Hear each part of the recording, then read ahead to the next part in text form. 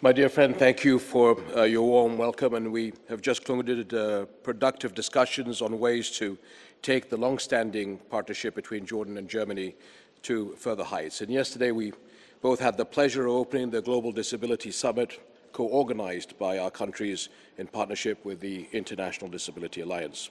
The summit reflects our joint commitment to advancing the rights of persons with disabilities, and we look forward to building on its outcomes. It has also been a pleasure of holding several meetings, including with representatives of a number of German companies yesterday, and these meetings are opportunities to identify areas of cooperation that we can build on, from industry and commerce to technology and energy. We are grateful for Germany's support in technical education and vocational training, as well as public sector modernization, and we look forward to continuing to work together to advance the partnership and to promote peace and stability in the Middle East and beyond. Israel's war on Gaza must stop. The ceasefire must be reinstated, as you said, sir, and aid flow must resume. The humanitarian tragedy in Gaza has already reached unspeakable levels, and action must be taken to immediately address it. The international community must take a stand. Jordan has been doing all it can to help alleviate the dire humanitarian situation, sending aid through all available means. And we are very grateful, Mr. Chancellor, for Germany's support for the humanitarian response in Gaza. Reinstating the ceasefire and implementing its phases will enable these efforts to continue. And in parallel to this, action must be taken to put a stop to the dangerous escalation in the West Bank, where tens of thousands of Palestinians have been driven out of their homes and villages. Displacing Palestinians in the West Bank and Gaza threatens to plunge the entire region in instability. And violations of Muslim and Christian holy sites in Jerusalem create more tensions to undermine any opportunity for peace. The way forward is through a political solution on the basis of the two-state solution. This is how we could guarantee peace and security for Palestinians, Israelis, and the entire region. And we appreciate Germany's support for the two-state solution and your positive response to the Arab-backed reconstruction plan of Gaza. We agree on the need to work towards regional stability by supporting Syria and its efforts to preserve its security, stability, and territorial integrity. Germany has been a key supporter for Jordan's efforts to provide essential services for Syrian refugees over the past decade. We look forward to seeing a stable, secure Syria, where refugees can return safely to contribute to rebuilding their country. Chancellor, as you near the end of your term, I would like to take this opportunity to thank you for your friendship with Jordan and your efforts to advance peace and stability in the Middle East. Vielen Dank. Majestät, es ist mir eine außerordentliche Freude, Sie heute noch einmal hier in Berlin zu begrüßen. Deutschland verbindet eine enge Partnerschaft und Freundschaft mit Jordanien. Seit mehr als 70 Jahren sind enge und vertrauensvolle Beziehungen zwischen unseren beiden Ländern gewachsen. Jordanien ist ein Anker der Stabilität in einer Region, die alles andere als stabil ist. Sie persönlich, Majestät, leisten mit Ihrer aktiven und besonnenen Diplomatie aus meiner Sicht einen kaum zu überschätzenden Beitrag für Frieden, für Stabilität und für Sicherheit im Nahen Osten.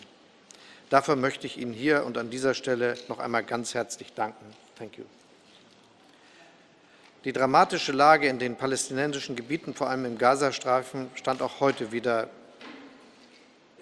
im Zentrum unseres Gesprächs. Deutschland blickt mit großer Sorge auf die jüngsten Entwicklungen in diesem Konflikt. Es braucht jetzt eine Rückkehr zum Waffenstillstand, und es braucht ganz dringend humanitäre Hilfe für Gaza. Die Lage dort verschärft sich mit jedem weiteren Tag. Seit einem Monat ist keine humanitäre Hilfe nach Gaza gelangt. Das kann und das darf so nicht bleiben. Viel zu viele Menschen leiden an Hunger und daran, dass die brutale Gewalt anhält und es überall an medizinischer Versorgung fehlt. Klar ist für uns, ein nachhaltiger Friede, der neben Gaza auch die Lage im Westjordanland stabilisiert, kann nur durch eine politische Lösung erreicht werden. Deshalb müssen wir zu ernsthaften Verhandlungen zurückkehren, mit dem Ziel, eine Nachkriegsordnung für den Gazastreifen zu vereinbaren. Dabei hält Deutschland weiter an einer verhandelten Zwei-Staaten-Lösung fest, die einzige nachhaltige Lösung für Frieden und Sicherheit im Nahen Osten. Jordanien spielt hierbei eine herausragende Rolle. Durch seine diplomatischen Initiativen und Ihre persönlichen Anstrengungen, durch die immense jordanische Unterstützung für humanitäre Hilfe und durch die stabilisierende Rolle des jordanischen Königshauses als Hüter der heiligen Stätten. Auch die Situation in Syrien hat uns heute natürlich beschäftigt. Die Situation vor Ort bleibt angespannt. Das Land hat noch einen weiten Weg vor sich. Hunderttausende Syrerinnen und Syrer haben in Jordanien Schutz gefunden. Wir wissen, welche große soziale und wirtschaftliche Herausforderungen das mit sich bringt. Wir sind Jordanien für seinen Einsatz zutiefst dankbar. Deutschland wird auch weiterhin ein verlässlicher Partner sein, sowohl bei der Unterstützung der Geflüchteten als auch bei der Stabilisierung und der wirtschaftlichen Entwicklung in Jordanien und seinen Nachbarstaaten. Unser Austausch heute hat erneut gezeigt, Deutschland und Jordanien stehen Seite an Seite, wenn es darum geht, Frieden zu fördern, humanitäre Hilfe zu leisten und Perspektiven für eine bessere Zukunft zu schaffen. Ich danke Ihnen, Majestät, für den offenen und konstruktiven Dialog heute und in den zurückliegenden Jahren. Your Majesty, during your recent European tour, you have engaged with several European leaders. How do you assess the current Jordanian-European relations, and what joint efforts are being made to address the pressing regional developments?